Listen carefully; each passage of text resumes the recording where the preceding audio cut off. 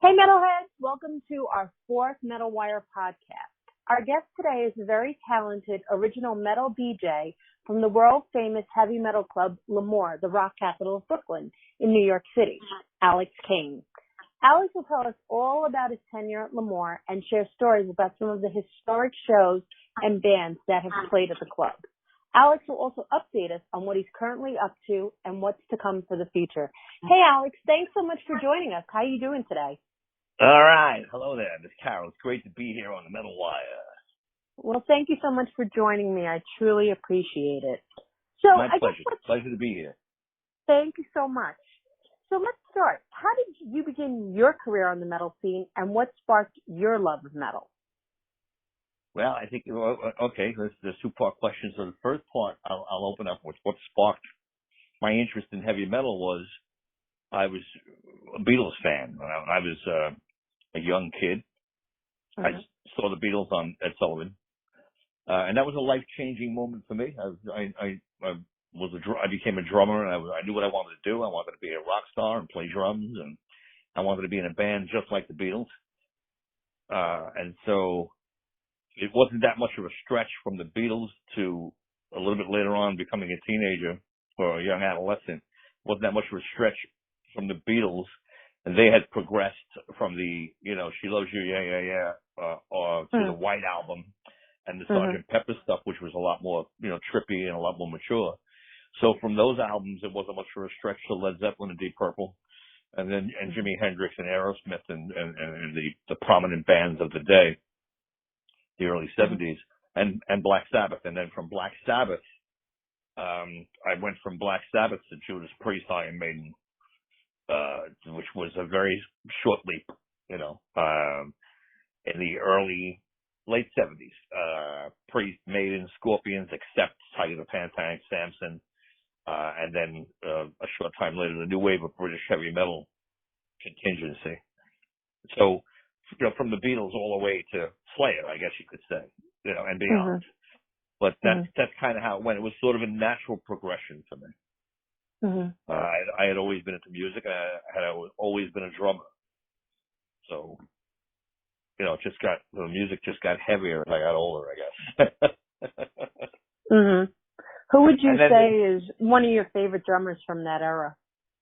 From that era, it has to be John Bonham from Led Zeppelin. Okay. I saw John Bonham in 1973, Madison Square Garden. That's awesome. One of my first concerts. I was a young teenager, and just being in the same room with Led Zeppelin was pretty damn overwhelming. And seeing John Bonham on the stage, they opened up with rock and roll. They just ripped right into it for the first 20 minutes. Right. Led Zeppelin sounded like Godzilla trudging through a city, destroying everything in its path. That's what they sounded like to me. I was a young kid. And I was Is it true that Robert Plant has this magic on stage that just is they were just incomprehensible? They were like a grinder. They were just a grinding steamroller. They were just crushing for the first 20 minutes. And wow. I stood there with my mouth open. It's like, I was amazed. And I had to fight back tears. I was so overwhelmed at this experience. It was my first concert. And it was just an overwhelming sensory overload thing. And to have those guys in there and actually watch John Bonham play and watch these guys play and experience what they did was pretty awesome. And so that was another thing that hooked me to going to shows. I mean, I started going to shows around that same year. So another thing I did a lot and still do. So the metal scene, when I first started DJing, I was a dance music DJ. That's what the scene was. And so I spun in a lot of discotheques in the New York City area. Yeah, Studio 54, anyone?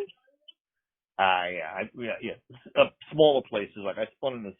I played in some of the smaller places in Brooklyn, like Night Gallery and Gatsby's, and like smaller clubs. In Brooklyn, you had to be a heavyweight to be in the city at that point. And I was the second generation dance DJ. The first generation guys, Larry Levan, Jim Burgess, and all those guys, they were working Paradise Garage, and Infinities. They were the heavyweight DJs of the day. They'd have you Right. dancing through they would have you dancing through 6 songs before your brain could even register that fact. So right in the whole John Travolta Saturday Night Fever movie era. Right. So that the Saturday Night Fever movie is Bensonhurst. That was the neighborhood I grew up in. That was where Lemoore was situated. I mean, Lemoore was a dyed-in-the-wool. Lemoore was a dyed-in-the-wool discotheque. It opened in November 1978, and discotheques were springing up all over the place. During that era. 2001 Odyssey wasn't very far away. You had Gatsby's over in Sheepshead Bay, Gazebo's was in Bay Ridge, Jasmine's, TJ Bentley's, Skinflint's. There were clubs all over the place in the area. And Lemoore was pretty much interchangeable with all of those clubs. And Mike Pace was the DJ at Lemoore. He had been a DJ since 1969. He was a veteran. The guy was already spinning 11, 12 years. We were friends. And we had chewed up some of the same DJ booths together back in the day. A lot of the DJs in the neighborhood sort of knew each other. It was a kind of a community sort of thing. And we'd get each other gigs or whatever. We'd let each other know a club was opening, whatever. We'd, tell each other about auditions and all that kind of stuff. And so I used to go to Lemoore to hang out with Mike and just, just take in the scenery and stuff like that. And then so gradually as the club started turning towards rock, Mike Pace was a great DJ, and he had sort of a surfacey knowledge of rock. He knew who Led Zeppelin was, obviously. He knew Van Halen and stuff like that. But the really meat and potatoes of hard rock and the early sort of proto-metal bands, he had no idea who they were. So he knew that I was a rock drummer, that I'd been a rock drummer during my whole teenage and young adult life. And I had amassed a huge record collection of hard rock or underground hard rock and proto metal and prog and all that kind of stuff. And so he asked me to can I borrow some of your records? He was like, I have no idea what to play. Let me borrow some of your records.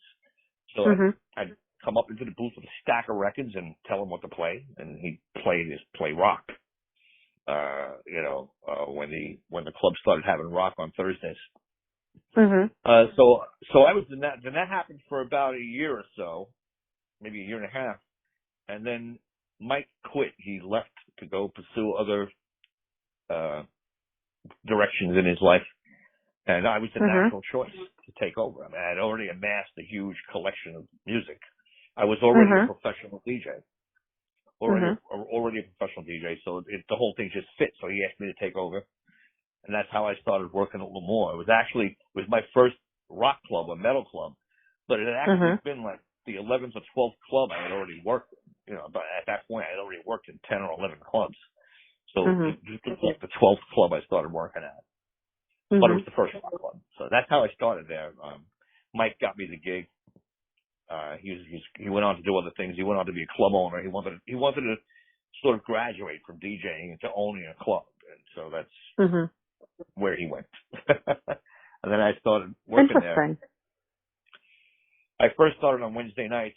He was grooming me for the weekends. I started on Wednesday nights. You saw in the little calendar thing that they used to write, all you saw was heavy metal DJ. They didn't even mention my name. There's no bands, just me on a Wednesday night. That's funny. Yeah, no bands, just me spinning records on a Wednesday night, and it was cool. People would come in and chill out, and it was 50,000 watt sound system. So yeah. It was a lot of fun. And then it just kind of progressed from there. Right. What was it like being on the beginning part of the cusp of a scene that just amassed to such humongous proportions? Did you have any idea what you were headed into and what you were headed for and what the scene was headed for? Yes and no. I mean, you look back at it now, and it's like it's 40 years ago, and I'm still going to see Accept. 40 years later. So that in and of itself is incredible. But in the very beginning, there was a rock scene sort of bubbling under. I mean, disco was dominating. It was so dominating that it had taken over all of the radio stations in the city. All of them fell to dance music. and Disco 92 WKTU was the biggest radio station in the world. People even say Kiss sold out to Disco at one point when I was made for you had Rod Stewart, everybody jumped on to the bandwagon and recorded that was around 1979 when it was so, dominating that, you had Blondie doing Rapture, you had Kiss doing I Was Made for Loving You, Rod Stewart, Do You Think I'm Sexy, Rolling Stones, Miss You, all of that stuff down around the same time. But I was part of the rock scene that was underground.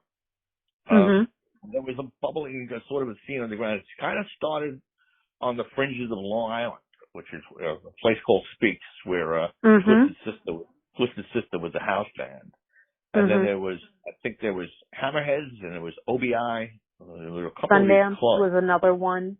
Sundance, Frank Cariola's Sundance. Sundance opened later on. This is like kind of the very beginning. But yeah, Sundance Sundance was a major player in the mid '80s. But this is like 1978, 1979. Okay. And so there was a cover scene going on back then, and it kind of, when Lemoore opened and started to turn rock, here was a place where the people who drove out to Long Island from where I lived in Benson didn't have to drive out there anymore. We could just go around the block. And the people from Jersey, there were people from New Jersey, and there was a rock scene going on in New Jersey, a cover band rock scene back then. Some very early clubs like 516, places like that. And the Union Jack and places like that were doing rock. And so people from Jersey could just go over the bridge. So you had this, so it was cool. It was kind of centrally located between the city, Long Island, and New Jersey. You had this rock club right smack in the middle. That was one of the factors that drew this crowd that eventually overwhelmed the club and took it over inside of a year. We started doing rock on Thursdays in 1978, and by the end of 1979, the club had turned all rock at that point, on Thursday, Friday, Saturday. So that was part of it. And you went to Lemoore on a Thursday night in 1979, 1980, and the line was around the corner and down the block on a Thursday. And so that quickly spilled over into Fridays, and then Saturday was inevitable. I mean, Saturdays were numbered for the dance crowd. They were living on borrowed time at that point. Right. So the people that were in it, the crowd that was going there, we knew something was happening here. Something was happening. We weren't really quite sure what it was, but we knew we had this new home to hang out in. And if you felt comfortable there, you felt safe there. There were other rockers there. There was a community. Everybody sort of made friends with everybody. All these contingents of friends sort of knew each other, and overlapped. And so it was a very cool scene with a huge sense of camaraderie. And so that was the thing that made people want to go back and want to hang out there and want to go there like every weekend. It was just a sense of well-being and a sense of, hey, we finally got our own place here. Because discotheques was so dominating. There was no place to go other than like these half-hearted juke joints that would like shove a couple of tables out of the way and stick a band in the corner of a room. Right. Or like a restaurant. There'd be a restaurant during the day that shoved the tables out of the way and they had to put a band in the corner. Like it was a half-hearted effort. It wasn't the real thing. Here you have this rock club now. You have Lemoore that went from disco to rock. It's the real deal. It's a real club with real rock bands. And so the scene back then was a cover scene. It was all cover bands. In the late 70s, early 80s, you had really great cover bands. I mean, Twisted Sister was a cover band back then. They did Zeppelin. They did AC/DC. Crystal Ship was a band that covered the Doors. Backstreets was another band that did covers. You had Swift Kick. There was Phantom's Opera from Jersey. Equinox from Long Island. Zebra was there doing Led Zeppelin covers. Sticky Fingers was a Rolling Stones cover band, and they were amazing bands. They weren't, I got to see cover bands today, and I love the scene. So bands out there, don't take this as any disrespect, but there's a lot of mediocrity out there, especially in the sea of cover bands that's out there. There's a huge ocean full of cover bands, and it's very easy to get lost in that song. You know, but these bands were older guys. They were in their 20s at this point, polished musicians. They were really polished professional rock acts, and they were doing 5, 6, 7 nights a week, playing 2, 3 sets a night. So they were really honing their craft. And by the time they got to Lemoore, they were exceptionally great bands, and they did exceptionally great covers. And that was another aspect. Sorry. If you look at Twisted Sister, even from when they first kind of started, their look kind of evolved a little bit. In the beginning, they were not as, I mean, they've always been, a little, they've always done things a little more outrageous. But I think in the beginning, like, Dee used to wear, like, fishnets and, like, ladies' lingerie. Oh, yeah, they were very, like that. very, very much influenced by the New York Dolls at the time. Right. The New York Dolls sort of started that whole craze. And then later on, Kiss took it to another level. But and the New York Dolls influence made it all the way out to the West Coast. I mean, half those West Coast bands out there, Motley Crue, all that, have been influenced by the Dolls. So, so they were very, very much a Dolls influenced band in the early days, and they were a cover band. They were very outrageous, and that was, I mean, they wanted to be, guys like Dee Snider in the band, they wanted to be noticed. And that's why they were so loud and ruckus, and Dee would do those sermons in between. He would preach to everybody. He'd talk for 20 minutes in between songs. Yeah, I've heard that. Yeah, they really left it all on stage. They were one of the hardest working bands around. And they were also one of the biggest drawing cover bands around. They played every club in the area. And whenever Twisted Sister came to Lemoore, it was a sold out crowd. The owners used to call them the rent paying bands. Every time they played the club, the rent was paid. That's great. That's great. And gradually, I mean, if you want to use Twisted Sister as an example, because they're the perfect example, because they grew up with Lemoore. Twisted Sister and Lemoore grew up together. And so gradually they started writing originals and slipping them into their sets among their cover songs. And other bands started doing that too. Zebra started slipping in their originals in between their Led Zeppelin songs. Equinox started putting originals in there, put out an album at the time. So things started to slowly morph from a cover band scene to a completely original band scene. At some point, Twisted Sister did their first original show at Lemoore. The owners allowed them to do their first original show. Oh, that's very interesting, actually. I didn't know that. Yeah, their first full original show was done at Lemoore sometime in 1980 or 81, something like that. Right. And the same thing happened to Zebra. Zebra became an original band. They started putting out albums. Equinox started doing originals, and they put out an album. So it was like, it became this sort of transition from cover bands to original bands. And then we started bringing in other original bands, from all over the place. So around 1982, you could see like Rat Race Choir was there, Twisted Sister, Prophet, Swift Kick out of Long Island. I remember those guys. Yeah, Split Sydney, they were a great AC/DC cover band. They also wound up doing originals and putting out an LP. And then Vito Brada's first band, Dreamer, was there. Oh yeah, Vito Brada from White Lion.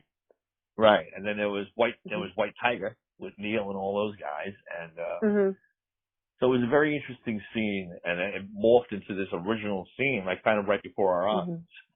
So we went from being a cover club and a cover scene, it became original music. And then that was the beginning of the proving grounds. Lemoore became sort of a proving grounds for the young bands that were up and coming, original bands. Right. And there's so many of those up and coming original bands. Isn't that where Metallica, the first show they had played in the East Coast, was at Lemoore's? Well, it wasn't their first show on the East Coast. They did a couple of shows out in Jersey before they wound up at Lemoore, but the first show in New York, I believe. I think they were playing with Johnny Z. Like, I know they were managed by Megaforce and Johnny Z. Yeah, well, before they were even signed. Yeah, Johnny Z was instrumental in that, and the Old Bridge militia were instrumental in housing and feeding and giving bands like Slayer and Metallica food and shelter during their stay on the East Coast. They didn't have any money. Nobody had any money. They were kids. So they played the club in 1983. It's the first Metallica show at Lemoore was, I believe, they opened up for the Rods. And Dave Mustaine was in the band at the time, right? Dave Mustaine was absolutely in the band, and that was his last show with Metallica. Yes, you know what, he talks about that. He doesn't necessarily mention Lemore's, but he says they were in New York and then they sent him home on a bus. Right. In April 9th, 1983 was the Rod, and Metallica was opening up for the Rods.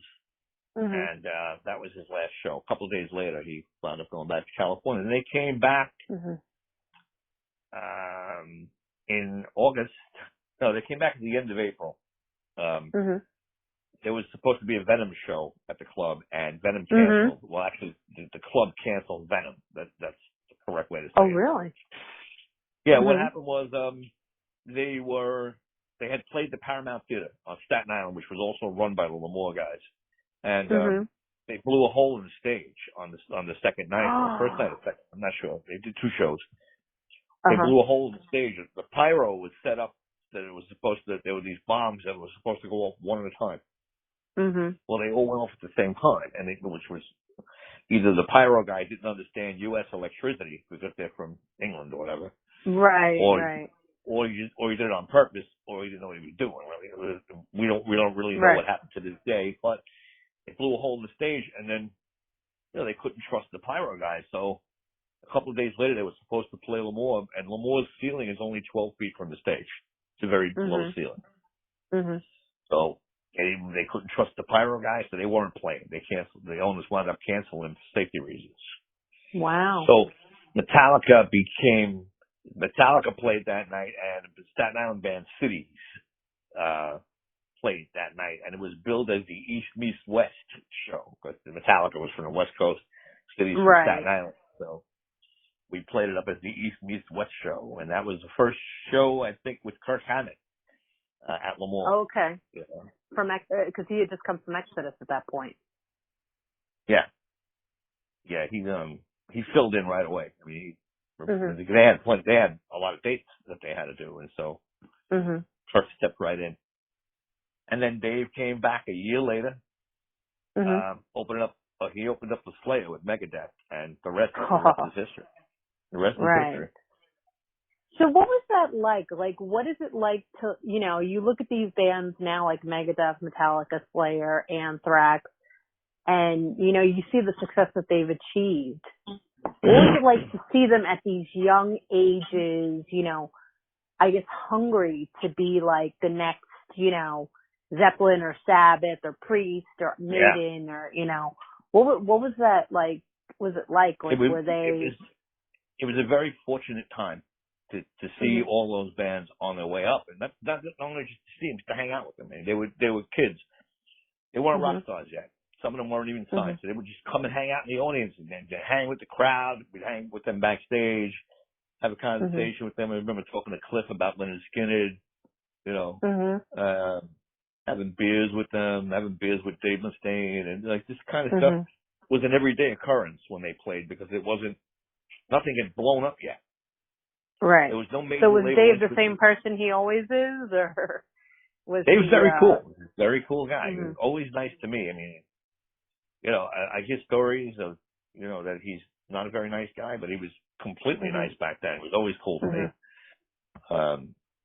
All of them were. All of the guys, the Anthrax guys. I remember the Anthrax guys when they first came to the club. They pulled up in a limousine in their first show, and I was like, "These guys are crazy. Like, I like them." Excuse me. That's funny. You pull up a little more in a limousine for your first gig. I'm on your side. Now, who was singing for them at that point? Was it Neil Turbin or had Joey joined them? Okay. Neil Turbin was. I think it was before Fistful of Metal. because okay. they weren't even they hadn't even put out an album yet. All right. And Dan Lilliker from was in the band also from Nuclear Assault. Dan Lilliker. Yeah, he was in the band, and so they were supposed to play for like an hour and 15 minutes, something like that. Mm-hmm. They only had 40 minutes of music. Mm-hmm. That's all they had. They had like maybe 10 songs or whatever it was, or 11 songs or something. And they burned through all of their songs. And there was a half hour left in their set, a half hour or 40 minutes left in the set. And they had to fulfill that obligation. I mean, they were scheduled to play for an hour and 15 minutes. And so they wound up playing a couple of songs over again. And they did a couple of covers too, I think, to fill up the time. But that was all the songs they had. They weren't even signed yet. They had the raw elements of the Fistful of Metal album. Once they burned through that, they had nothing else. And so so they had to make up the time, which was kind of interesting. They were a lot of fun. I mean, it was a lot of fun to see those bands up and coming, because really they were before they got big, they were fans of the bands that were big at the time. They were fans of Raven. They were fans of Anvil. They were fans of the Rods. They were fans of Venom. They were just like us, which was awesome. We were fans. They were fans, and so they had no qualms about coming out and hanging out with the crowd at Lemoore, because the Lemoore crowd was right up their alley. They're kind of people. And you'd often see them there when they were in town. Like if Metallica was in town, or Slayer or Anthrax was in town, they'd come to the club and hang out. They'd come see other bands. I remember seeing Anthrax there at the Bad Brains show. They'd go see other bands that they liked. They'd come to the club.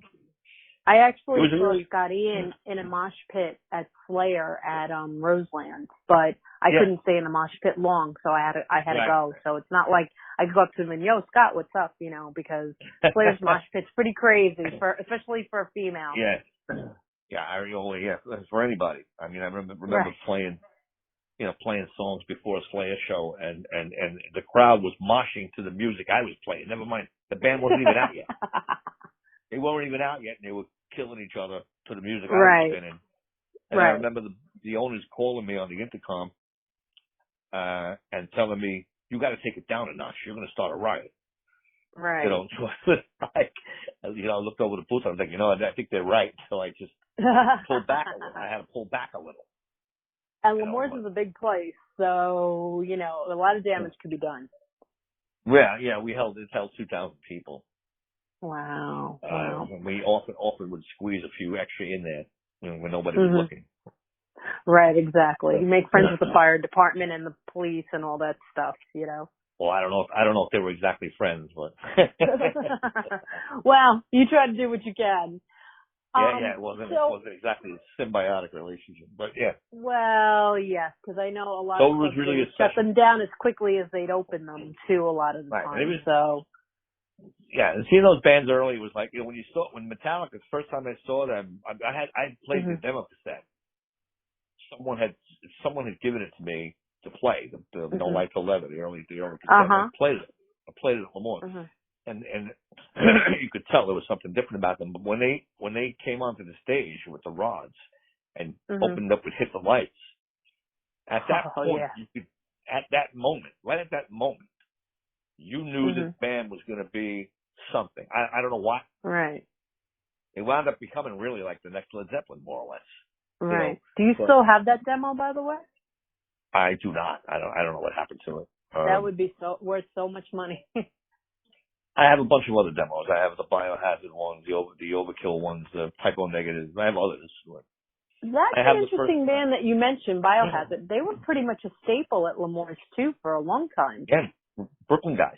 They lived in Brooklyn. They lived and breathed Brooklyn. So Biohazard, Typo, Life of Agony, all Brooklyn bands. Right. Got their start. I have to ask the question about Pete Steele. I met him at Lemoore's actually, and he was like such a nice guy. What was it like him, just meeting him? Like I'm big, huge personal fan of his. Well, Pete, the interaction I always had with Pete, we were friends, and so he was just the funniest guy around. I mean, he had you know, and you see the sense of humor he has that comes through sometimes subtly and sometimes not so subtly in his music. His sense of humor was like that, and he was like that in real life. You know, he was just he was a jokester and cracks is really fun. I remember him staying on stage one night. Thank you for helping me pay my phone bill. You know, funny stuff like that. Funny. You know, and he was very down to earth. I used to shoot pool with him in a place called the Roadhouse in Brooklyn. They had a pool room upstairs. So he was a Brooklyn guy all the way. I remember seeing his truck in front of Lamore's all the time. And he used to say to me, "Did you fall out of your mother that way?" Because I guess according to him, I look the same. You know, every time he sees me, I look the same, even though it's 10, 15 years later, whatever. It's like he would say that to me. "Did you fall out of your mother like that? Because you don't change." Aww. He's a funny guy, you know, a lot of fun. Yeah. And had his life not been tragically cut short, I think that the whole world would have recognized his genius a lot sooner. Absolutely. Probably would have been, because somebody asked me this question a while back, who do you think the biggest band is to come out of New York City? Biggest metal band to come out of New York City? It's a hard question to answer. There aren't a lot of people. Right. But Typo Negative would be my answer. I mean, you know, they planted that flag. They planted the Brooklyn flag all over the world. Right. And now which did you like better in, Carnivore or Typo Negative?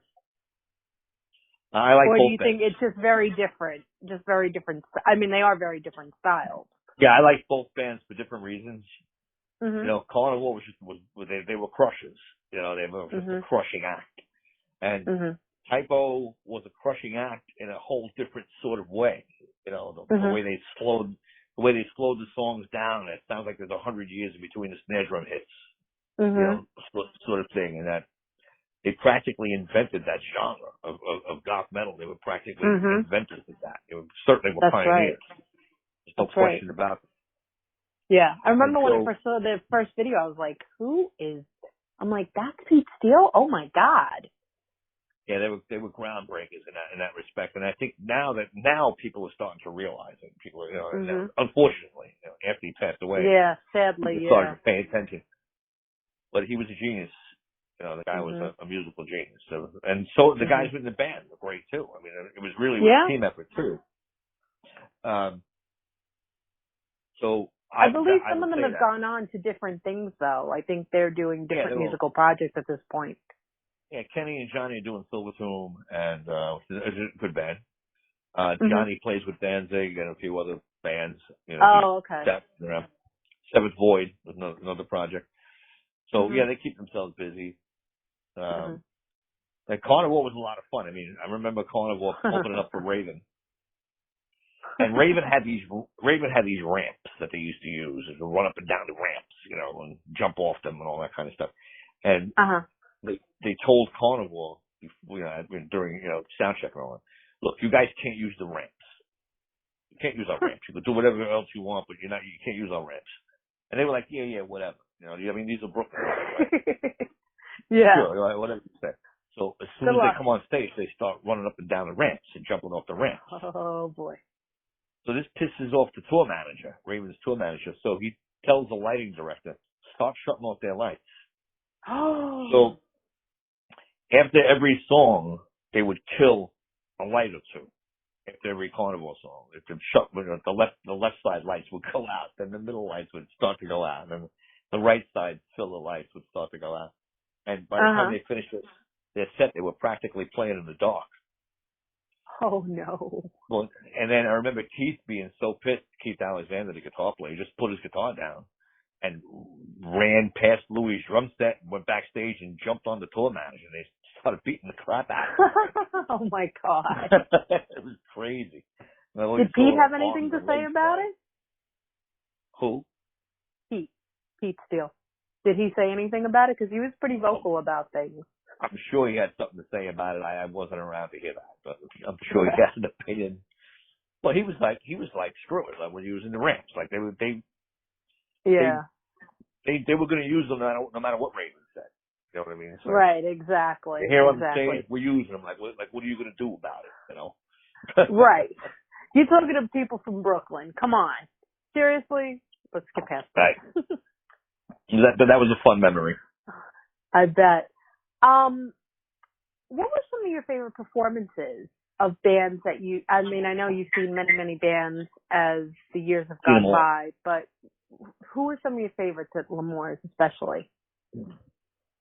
Well, there was one particular night in 1983. It was a Thursday night. There were about 500 people in the club, which 500 people in L'Amour is a slow night. You know what I mean? Mm-hmm. So yeah. there were 500 people snow? in the band. What's that? Did it snow? No. No, actually, it was. That's the it was only in thing the that tends to stop New Yorkers sometimes.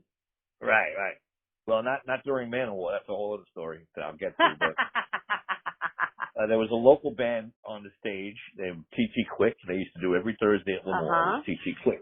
And so Iron Maiden was in town. I think they were playing the Beacon Theater. One of the theaters in the city they were doing. Or the other one. What's the other one? Radio City. One or the other. So they always came to L'Amour to hang out. So they came to L'Amour to hang out. And it was everybody except Bruce Dickinson. They were in the back, by the back bar, and they were drinking, and the owners sent over a couple of bottles of champagne. And they were having a grand old time, just drinking up beers and laughing and carousing. And then, I mean, I was up in the DJ booth, so I don't know how the mechanics of this happened, like how it worked, but the house lights went black. After about halfway through TT Quick's set, the house lights went black. And when the house lights came back up, Iron Maiden was on the stage.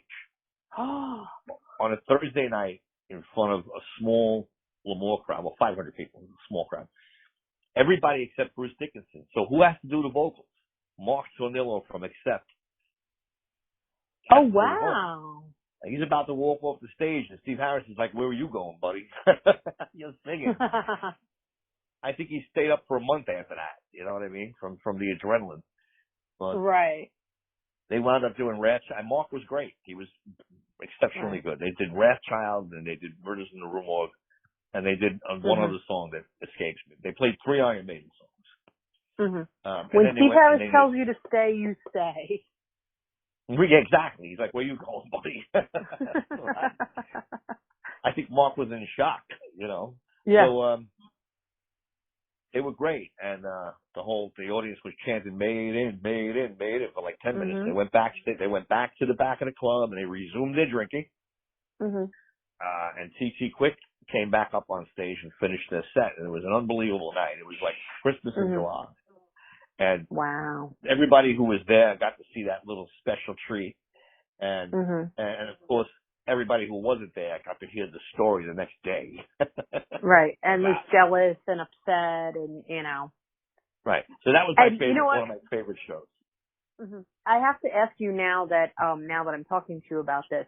I remember, I think it was in the 90s though, Anthrax did a couple shows there as Satan's Lounge Band. Yes, they did. They did 2 nights in a row. And I was on my way to the show, and the person I was with, we ended up getting into kind of a car accident. So I never made it to the show. So I'm curious as to how the shows were and what they actually did, because I never made it.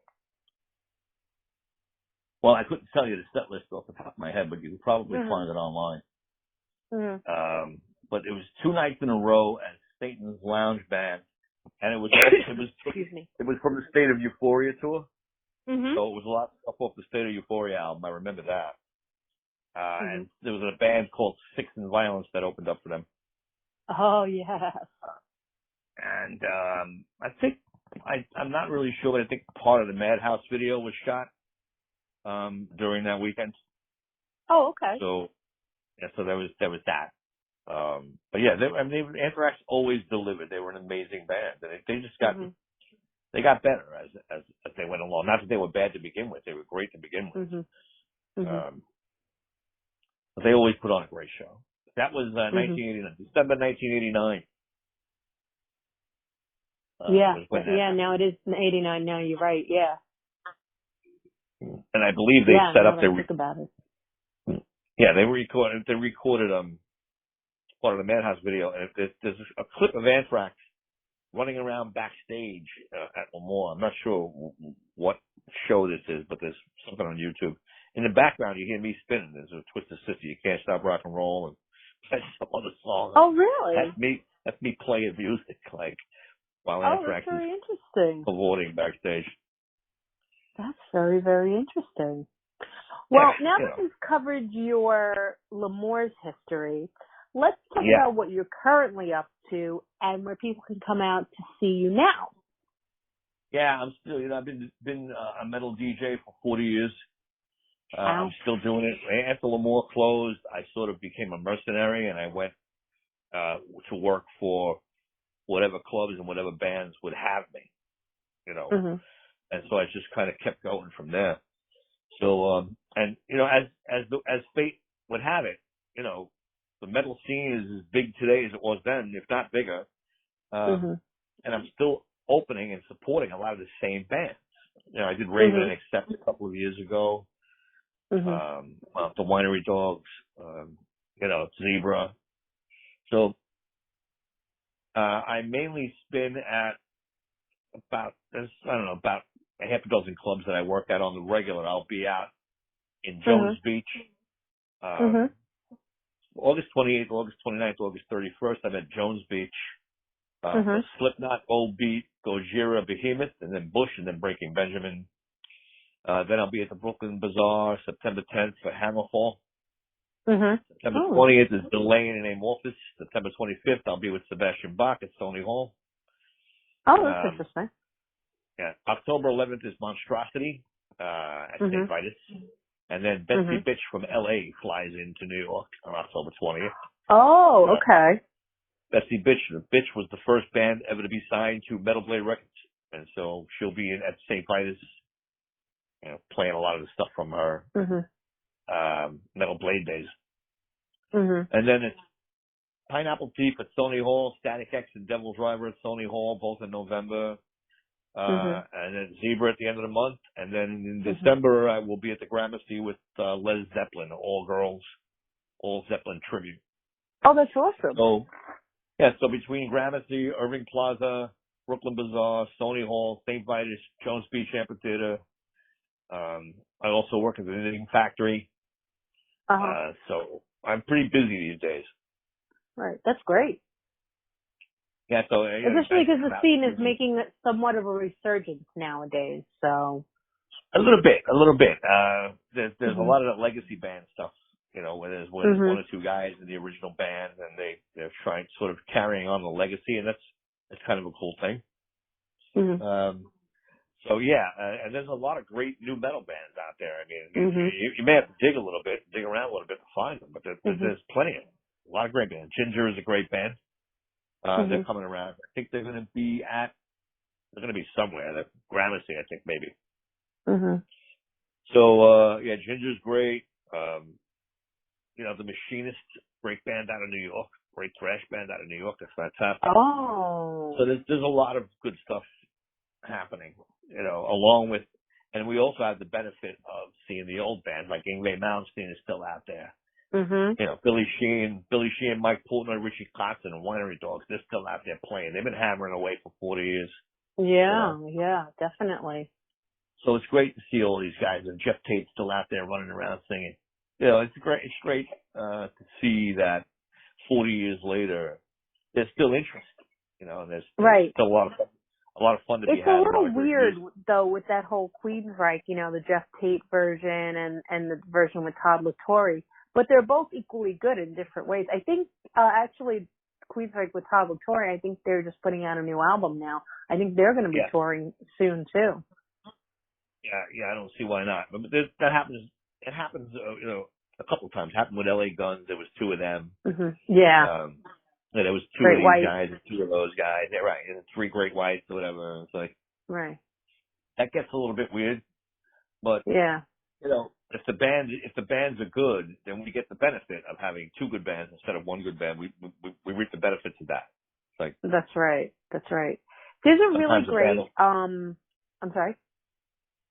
sometimes the band will break up. We'll wind up with two good bands. Right, exactly. Or three. There's a really great new female metal band that someone turned me on to, actually. They're called Burning Witches. And they really, they bring it. And like for women, you know, they really bring it to the forefront. I was like these guys are awesome. One of my new favorites is a band called Nervosa. They're three girls from Brazil. And they are they're steamrollers. They're a thrash band, and they just kill. It's just unbelievable. Which is great, because thrash is one of my favorite styles, truly favorite styles of metal. So I'm glad it's making a comeback. It is. It never really, thrash never really left. I mean, it just sort of, it went underground, and that's kind of where it belongs anyway. Like in the 90s, when the whole surge of grunge and alternative happened, and the hair bands sort of like vaporized, you know, into mist. And the Alice in Chains and the Soundgardens of the world, you know, came out and were plundering the countryside. Thrash really started to sort of, thrash was sort of blossoming. I wouldn't say blossoming, but sort of maybe spreading its tentacles at that point. You know, you had all these great thrash bands like Destruction, you know, Obituary, you know, guys like that. That were still playing, mostly overseas, still playing, and didn't really go anywhere. And that became sort of the underground, you know, underneath the surface. The surface was all Soundgarden-y, and those bands are great too, but that was the surface. That was on the radio, that was on television, all over MTV. And you had bands like Destruction, Obituary, and all of those kind of guys underground, keeping the thrash alive. And a lot of great bands came out of that era.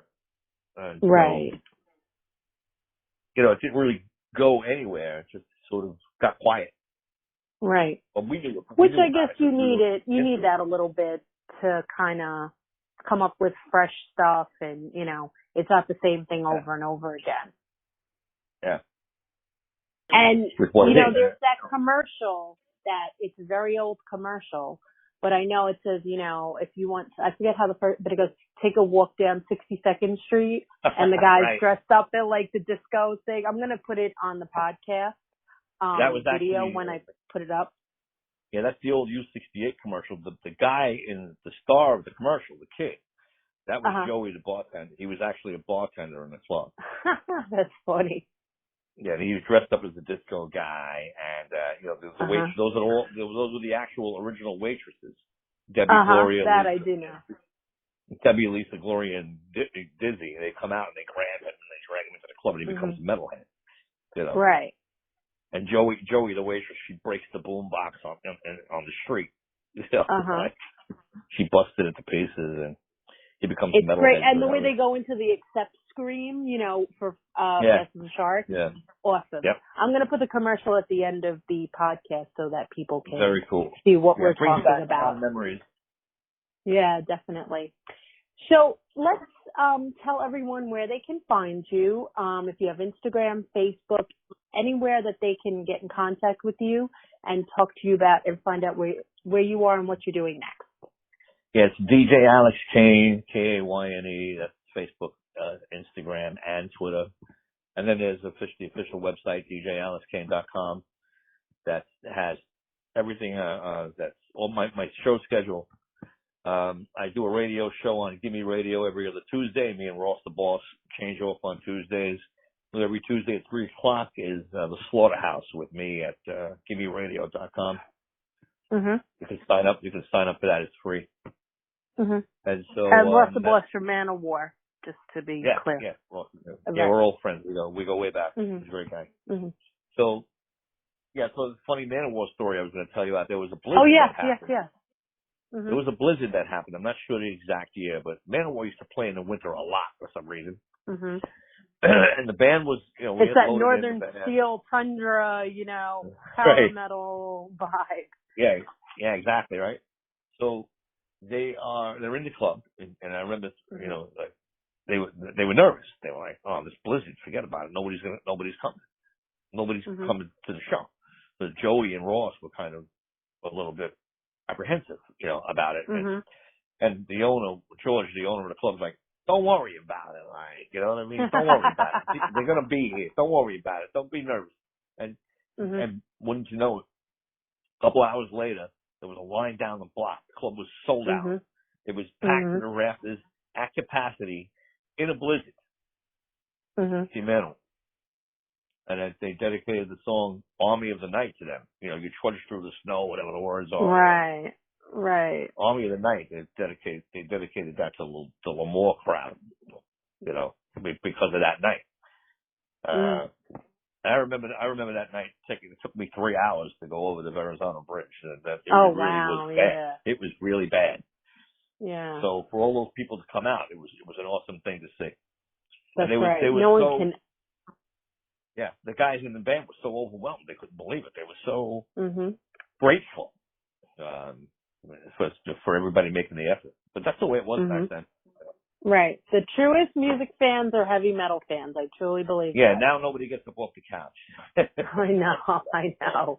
It's very sad. Very, very sad. Well, Alex, I really want to thank you for taking the time to speak with me tonight and to share the stories of, bands that we've all been fans of for so many years. It's really, really interesting to hear your perspectives from when they just started or when they were not even signed to labels. So if anything, thank you so much for an awesome interview. Yes, you're very welcome. I love Metal Wire. It's an awesome site. So Thank you. Thank great you. to Well, be here. And, thank you. We just made our there are a 1 lot year more. anniversary. Oh, well, congratulations. That's an awesome thing. Thank you. Thank you. So Thank you. I guess I'll be back at some point. We'll continue our conversation. I'll come back and we'll tell some more stories. Absolutely. I would love to have you anytime you want. Thank you so much again, Alex. I really appreciate it. All right. Thanks, everybody Have a at Metal great Wire. evening. Thank you, Take Metal care. Wire. All right. Thank Peace. you. Bye-bye. Hey Metalheads, thanks so much for joining us for the 4th edition of the Metal Wire podcast. I'm Carol, your Metal Princess, and I want to extend a very special thanks to Alex Kayne, DJ extraordinaire of the world-famous Lemoore, the rock capital of Brooklyn, for taking the time to share some of his metal stories for the podcast. You can check out his site at djalexkayne.com to find out where he'll be appearing next. That's djalexkayne, Kayne.com. I also want to take this time to thank everyone for all your support of Metal Wire. We just celebrated our 1 year anniversary, and this is all possible because of your support. I can't thank you all enough, and I look forward to bringing you more great things in the future. Additionally, I'd like to thank the people who support me behind the scenes, and special thanks to Jerry Gonzalez for all your hard work on the podcast. Don't forget to check out his work at jerrygonzalezdesign.com. We close with a classic Lemoore commercial Alex and I spoke about, and as always, you can find us at themetalwire.com or on Instagram, the_metal_wire, or the Metal Wire Facebook page. Thanks again, and remember to always keep it hard, keep it heavy, and keep it metal. See you next month. Take a walk down 62nd Street, where heavy metal lives.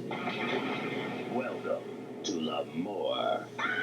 Lemoore, the rock capital of Brooklyn, brings you the most explosive live entertainment every Thursday, Friday, and Saturday. This is where heavy metal comes alive. You haven't experienced heavy metal until you've experienced Lemoore.